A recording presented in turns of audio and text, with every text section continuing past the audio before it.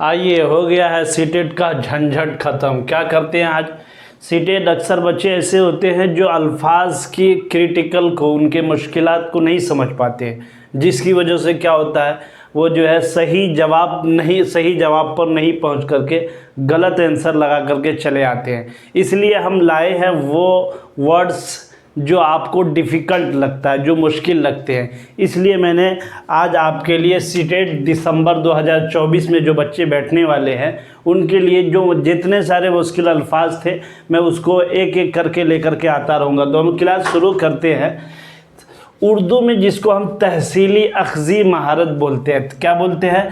तहसीली अख्ज़ी महारत। बहुत सारे उर्दू दाँ हैं, उर्दू जानते हैं, लेकिन इसको समझ नहीं पाते ये तहसीली अख्ज़ी महारत क्या है।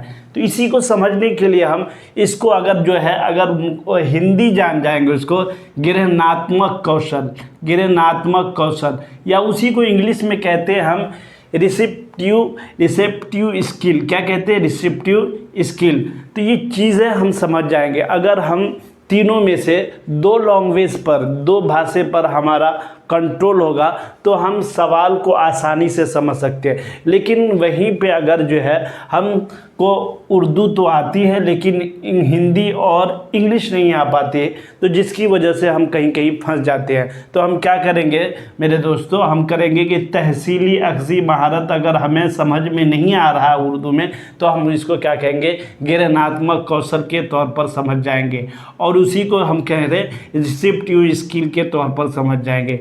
तो इसका जो है इसी तरह हम लेकर के आए आपके तामीरी महारत, जिसको उर्दू में तामीरी महारत करते हैं, उसी को हम हिंदी में कहते हैं अभिव्यंजनात्मक।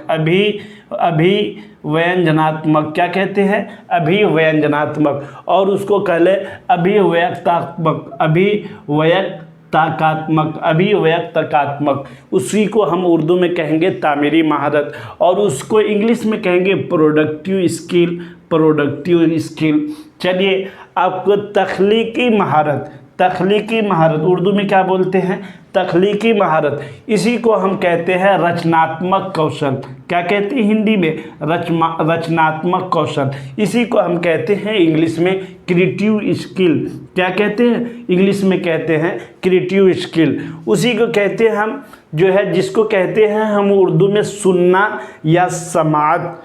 क्या कहते हैं? वाचिक। ये सुनना समात आपको श्रवण कौशल हो गया, और जो है बोलना और ज़बानी इजहार जो है ये वाचिक मौखिक कौशल होगा, जिसको हम स्पीकिंग कहेंगे, और श्रवण कौशल को हम लिसनिंग कहेंगे।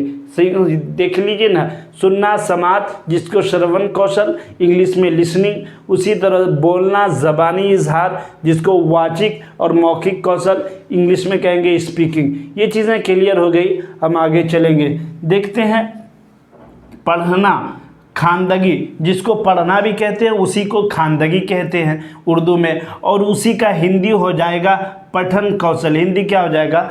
पठन कौशल। उसी को हम कहेंगे इंग्लिश में रीडिंग। पता चला पठन कौशल समझ में नहीं आ रहा है तो हमें रीडिंग इसका मीनिंग मालूम होगा, तो हम आसानी से सवाल के जवाब पर पहुंच सकते हैं। उसी तरह हमें खानदगी समझ में नहीं आ रहा है, तो अगर हमको रीडिंग मालूम है तो आसानी से उसके जवाब पर पहुंच सकते हैं। चलिए, लिखना इसी को हम कहते हैं तहरीर। उर्दू में लिखना भी कह लीजिए या तहरीर कह लीजिए। इसको हिंदी में कहेंगे हम लेखन कौशल। हिंदी में क्या कहेंगे? लेखन कौशल। और इसको इंग्लिश में आप लोग जानते ही राइटिंग कहेंगे। तो ये चीज़ें हम ये वर्ड मीनिंग सीटेट के वो हार्ड वर्ड मीनिंग जो आपको सही जवाब तक पहुंचने नहीं देता है, इसलिए हम इस तरह के क्वेश्चन आपके लिए लेकर के आए हैं, इस तरह के वर्ड मीनिंग से लेकर आए। चलिए, तहसीली महारत, सुनने और पढ़ने की महारत का ताल्लुक दूसरों के ख्यालात को समझने से होता है, इसलिए उन्हें तहसीली महारत कहा जाता है। सवाल आ जाता है उर्दू के सवाल में, सीटेट का जो उर्दू सवाल आता है उसमें तहसीली महारत लिखा रहता है, तो अब समझ में नहीं आता तहसीली महारत क्या है। तो तहसीली महारत को असल हम समझ लेते हैं कि सुनने और पढ़ने की महारत।